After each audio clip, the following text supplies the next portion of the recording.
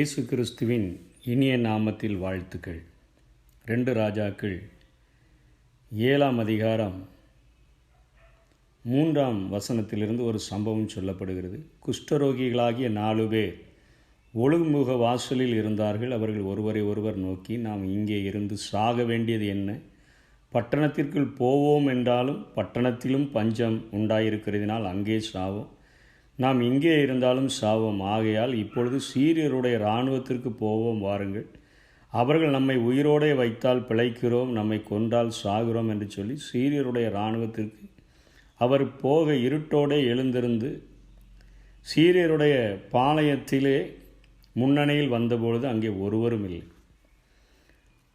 ஆண்டவர் சீரியரின் இராணுவத்திற்கு ரதங்களின் இரைச்சல்களையும் குதிரைகளின் இரைச்சல்களையும் உண்டு பண்ணியிருந்தபடியினால் அவர்கள் ஒருவரை ஒருவர் நோக்கி, இஸ்ரவேலின் ராஜா ஏத்தியரின் ராஜாக்களையும் நமக்கு விரோதமாக கூலி பொருத்தினான் என்று சொல்லி இருட்டோடே எழுந்திருந்து ஓடிப்போனார்கள். இப்பொழுது குஷ்டரோகிகள் உள்ளே வந்து பார்க்கும் பொழுது கூடாரத்திற்குள் புசித்து குடித்து அதிலிருந்த வெள்ளி பொன் எல்லாவற்றையும் வஸ்திரத்தை எல்லாவற்றையும் அவர்கள் விட்டு சீரியர்கள் ஓடிவிட்டார்கள் என்பதை அறிந்து கொண்டார்கள்.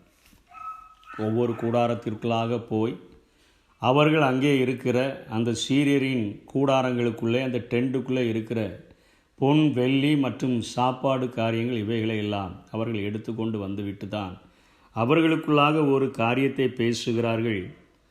இது நற்செய்தி அறிவிக்கும் நாள். அது அழகாக சொல்கிறார்கள், நாம் செய்கிறது நியாயமல்ல. இந்நாள் நற்செய்தி அறிவிக்கும் நாள். நாம் மௌனமாயிருந்து பொழுது விடிய மட்டும் காத்திருந்தால் குற்றம் நம்மேல் சுமரும் என்று சொல்லி இங்கே ஒரு காரியம் எழுதப்பட்டிருக்கிறதை பார்க்கிறோம். இதனுடைய பின்னணியை நாம் பார்த்தோம் என்று சொன்னால், இஸ்ரவேல் தேசத்திலே யோராம் அரசனாக அவன் ஆட்சி செய்த அந்த நாட்களிலே மிகவும் பெரிய ஒரு கொடிய பஞ்சம் வந்தது. இங்கே எலிசா தான் தேவனுடைய தீர்க்கதரிசியாக அத்தனையான ஒரு வல்லமையோடு கூட அங்கே ஊழியம் செய்து கொண்டிருக்கிறதை பார்க்கிறோம். அநேக நேரங்களிலே சீரியர்கள் இந்த இஸ்ரவேலர்களை அழிக்க நினைக்கும் பொழுது அவர்களை எச்சரிக்கும் வண்ணமாக ராஜாவுக்கு அநேக ரகசியங்களை எலிசா சொல்லி கொடுத்து கொண்டிருந்தான். இருந்த போதிலும் ராஜாவினுடைய அந்த கீழ்ப்படியாமையினாலே சீரியர்களுடைய இராணுவம் இந்த இஸ்ரவேல் தேசத்தை முற்றுகையிட்டபடியினாலே அங்கே மகா பெரிய ஒரு பஞ்சம் உண்டாயிற்று என்று சொல்லி இந்த ராஜாக்களின் புஸ்தகத்தில் எழுதப்பட்டிருக்கிறது. அவர்கள் முற்றுகை போட்டது நிமித்தமாய் ஒரு கழுதையினுடைய தலை 80 வெள்ளிக்காசுக்கு விற்கப்பட்டது என்று சொல்லப்படுகிறது. அவர்கள் குழந்தைகளை ஆக்கி தின்கிற அளவிற்கு மகா பெரிய ஒரு பஞ்சம். ஒரு ஸ்திரீயானவள் ராஜாவை பார்த்து சொல்லுகிறார், நேற்றைய தினத்திலே இவளுடைய குழந்தையை அவள் என்னுடைய குழந்தையை ஆக்கி தின்போம், நாளைய தினத்திலே என் குழந்தையை தருகிறேன் என்று சொன்னால், நான் என் குழந்தையை நேற்றைய தினத்தில் கொடுத்தேன், ஆக்கி சாப்பிட்டோம், இன்றைக்கு அவள் குழந்தையை கேட்டால் அவள் தரமாட்டேன் என்கிற ஒரு பஞ்சாயத்து அந்த ராஜாவினிடத்தில் வரும்பொழுது அவன் வஸ்திரத்தை கிழிக்கிறான். இத்தனையான ஒரு பஞ்சம் என் தேசத்தில் வந்துவிட்டதே என்று சொல்லும் பொழுதுதான் எலிசா அழகான ஒரு தீர்க்க தரிசனத்தை சொல்லுகிறான் அந்த ஜனங்களுக்கு. நாளைய தினத்தில் ஆண்டவர் ஒரு மகா பெரிய அற்புதத்தை செய்வார். ஒரு மரக்கால் கோதுமை மாவு 1 சேக்கலுக்கும் 2 மரக்கால் வார்கோதுமை 1 சேக்கலுக்கும் விற்கப்படும். அவ்வளவு ஒரு கழுதையினுடைய தலையையே 80 வெள்ளிக்காசுக்கு விற்கக்கூடிய அளவிற்கு இருக்கிற பஞ்சத்தை ஒரே நாளில் என் ஆண்டவரால் மாற்றிவிட முடியும் என்கிற அந்த நற்செய்தியை ராஜாவினிடத்தில் சொல்லி அந்த காரியத்தை செய்தபொழுது அந்த இரவிலே சமாரியர்கள் முற்றுகையிட்டதினால்தான் இந்த பஞ்சம் இருந்தபடியினாலே ஆண்டவர் அந்த இராணுவத்திற்கு மகா ரதங்களின் இரைச்சல்களையும் குதிரைகளின் இரைச்சல்களையும் உண்டு பண்ணினபடினால் அவர்கள் ஏத்தியரின் ராஜாக்களையும் எகிப்தியரின் ராஜாக்களையும் கூலி பொருத்தி விட்டார்களோ என்று சொல்லி பயந்து ஓடிவிட்டார்கள். அவர்கள் எல்லாவற்றையும் கொள்ளையடித்து வைத்திருந்தபடியினால் பொன் வெள்ளி இவர்களுடைய சாப்பிடுகிற எல்லா பொருள்களையும் அவர்கள் முற்றுகையிட்டு வைத்திருந்தபடியினால் இவர்களுக்கு சாப்பிடுவதற்கே ஒன்றுமில்லாத ஒரு பஞ்சம் ஒரு இரவிலே என் ஆண்டவர் அதை மாற்றிவிட்டார். அதை முதலில் கண்டுபிடித்தவர்கள் 4 குஷ்டரோகிகள் என்பதை இதில் பார்க்கிறோம். அவர்கள்தான் அந்த நாட்களிலே குஷ்டரோகிகளை ஊருக்குள்ளாக சேர்க்க மாட்டார்கள். அவர்கள் தனியாக காட்டிலே வாழ வேண்டும். அவர்களுடைய குடும்பத்தில் சேர்ந்தவர்கள் யாரோ தூரத்திலே கொண்டு வந்து அவர்களுக்கு தேவையான போஜனத்தை வைத்துவிட்டு அவர்கள் உள்ளே போய்விடுவார்கள். இவர்கள் எடுத்து சாப்பிட்டு விட்டு அந்த பாத்திரத்தை வைத்த பின்பாக அவர்கள் வந்து எடுத்து, அப்படியே தான் அவர்கள் அந்த ஒதுக்கப்பட்ட நிலைமையிலே அவர்கள் வாழ்ந்த அந்த நாட்களிலே இப்போ அவர்களுக்கு ஊருக்குள்ளேயே சாப்பாடு இல்லை, அவர்களுக்கு கொடுப்பாரும் யாரும் இல்லை. ஒரு அழகான பழமொழி சொல்வார்கள், நல்ல நல்ல குதிரைகளெல்லாம் மண்ண கவ்வும்போது ஒரு குருட்டு குதிரை மாத்திரம் கோதுமை ரொட்டிக்கு அழுது கொண்டிருந்தது என்று சொல்லி. நன்றாக பிரயோஜனமுள்ள குதிரைகளுக்கே ஒன்றும் போடுகிறதற்கு ஒன்றுமே இல்லாத பொழுது ஒரு குருட்டு குதிரை, அதனால் ஒரு பிரயோஜனமும் இல்லை, அது அழுது கொண்டிருந்தது. ஏனென்று கேட்டால் எனக்கு கோதுமை ரொட்டி வேண்டும் என்று சொல்லி. அதே போல தான் குஷ்டரோகிகள் பார்த்து கொண்டே இருக்கிறார்கள், ஒன்றும் வரவில்லை.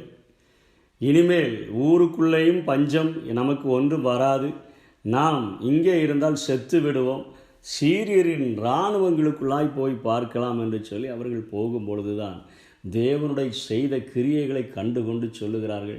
முதல்ல 1 கூடாரம், 2 கூடாரம், 3 கூடாரம், பின்பாக அவர்களுடைய உள்ளத்தில் ஒரு பாரம் உருவாகிறது. என் தேசம், என்னுடைய இஸ்ரவேல் தேசத்தில் என் ஜனங்கள், என்னை சார்ந்தவர்கள் எல்லாரும் பட்டினியாய் கிடக்கும் பொழுது நாங்கள் மாத்திரம் புசித்து, நாங்கள் மாத்திரம் குடித்து, நாங்கள் மாத்திரம் இந்த பொன்னையும் வெள்ளையும் கொள்ளையடித்து வாழ்ந்தால் குற்றம் எங்கள் மேலே வந்துவிடும் அல்லவா என்கிற ஒரு பாரம் அவர்களை உருக்கினபடியினால் இதை நாம் ராஜாவுக்கு அறிவிக்க போவோம் வாருங்கள் என்று சொல்லுகிறார். இது எதை காட்டுகிறது என்று சொன்னால், இன்றைக்கு கல்வாரி சிலுவையில் இன்றைக்கு சத்ருவினால் நம்முடைய ஆசீர்வாதங்கள் எல்லாம் ஆக்கிரமிக்கப்பட்டு இருக்கிறபடியினால் நம்முடைய குடும்பங்களில் பாவத்தின் நிமித்தமாய் சாபங்கள், தரித்திரங்கள் இவைகளெல்லாம் தலைவிரித்து ஆடக்கூடியதாக இருக்கிறது. நோய்கள், பாவ சாப ரோகங்களை மாற்றிவிடும்படியாய் கல்வாரி சிலுவையில் தன்னுடைய எல்லா சொட்டு இரத்தத்தையும் சிந்தி முடிந்தது, உங்களுக்கு இருக்கக்கூடிய எல்லா சாபங்களை உடைத்து விட்டேன், பாவத்தினுடைய தண்டனையை நான் செலுத்தி விட்டேன், என்னுடைய தழும்புகளால் நீங்கள் குணமாக முடியும், தரித்திரத்தை மாற்றும்படியாய் ஐஸ்வர்ய சம்பன்னரான நான் தரித்திரராய் மாறிவிட்டேன் என்பதுதான் சுவிசேஷம், ஒரு நற்செய்தி. இந்த பாவத்திலிருந்து, பாவத்தினுடைய சம்பளமாகிய மரணத்தினின்று விடுதலையாகும்படியாக நான் என்னுடைய சரீரத்தையே நொறுக்கப்படுகிறதற்கு ஒப்பு கொடுத்திருக்கிறேனே என்று சொல்லுகிற அந்த நற்செய்தியை, கல்வாரி சிலுவையை நீ நோக்கி பார்த்தால் உனக்கு விடுதலை தருகிற ஒருவர் உண்டு என்பதை அந்த பூமிக்கு அடையாளம் காட்டி கொடுக்கும் வண்ணமாக நாம் செய்ய வேண்டும் என்று சொல்லி ஆண்டவர் விரும்புகிறார். இது நற்செய்தி அறிவிக்கிற நாள். நம்முடைய வாழ்க்கையில் ஆண்டவரை அறிந்து கொண்டு, என் இயேசுவை தனிப்பட்ட முறையில் அறிந்து கொண்டு, அவர் எனக்கு தருகிற ஆசீர்வாதங்களை பெற்றுக்கொண்டு, என் உள்ளத்திற்கு தருகிற சமாதானம், சந்தோஷத்தை பெற்றுக்கொண்டு நான் மாத்திரம் அமைதியாக இருந்தேன் என்று சொன்னால், என் வேதம் சொல்லுகிறது குற்றம் நம்மேல் சுமரும் என்று சொல்லி. யாக்கோபு தன்னுடைய நிருபத்திலே சொல்லுகிறான், நன்மை செய்ய அறிந்திருந்தும் அதை செய்யாமற் போனால் நமக்கு பாவமாய் இருக்கும் என்று சொல்லி. பாவமே செய்யவில்லை என்று சொன்னாலும் இந்த நற்செய்தியை வாய்ப்பு கிடைத்தாலும், சமயம் வாய்த்தாலும், சமயம் வாய்க்காவிட்டாலும் நாம் மற்றவர்களுக்கு சொல்லிக் கொடுத்து உன்னுடைய பாவத்தினுடைய தண்டனையின் கொடூரத்தில் நீ விடுதலை ஆகும்படியாக கல்வாரி சிலுவையில் உனக்காக 5 காயங்களுடன் தொங்கிக் கொண்டிருக்கிற என் இயேசுவை நோக்கி பார்த்தால் உனக்கு விடுதலை என்று சொல்லுகிற அந்த நற்செய்தியை சொல்லும்படியாக என் இயேசு விரும்புகிறார். நீங்கள் புறப்பட்டு போய் சகல ஜாதிகளையும் சீஷராக்கி பிதா குமாரன் பரிசுத்த ஆவியின் நாமத்தினாலே ஞானஸ்நானம் கொடுத்து நான் உங்களுக்கு கட்டளையிட்ட யாவையும் அவர்கள் கை கொள்ளும்படிக்கு அவர்களுக்கு உபதேசம் பண்ணுங்கள். இதுதான் என் இயேசுவினுடைய கட்டளை. இது நற்செய்தி அறிவிக்கிற நாள்.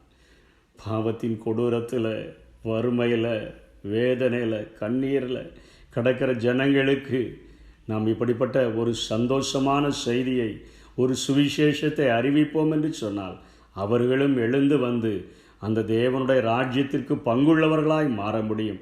இந்த பணியை நாம் செய்யும்படியாய் இந்த வேதம் நமக்கு அறைகூவல் விடுகிறது. இதை ஏற்றுக்கொண்டு செய்வோம். கர்த்தர் நம்மை ஆசீர்வதிப்பாராக. ஆமென். சுவிசேஷ பாரம் ஒன்றே என் சுமையாக மாற வேண்டும். என் தேச எல்லையெங்கும் நாமம் சொல்ல வேண்டும். என் தேச எல்லை எங்கும் நாமம் சொல்ல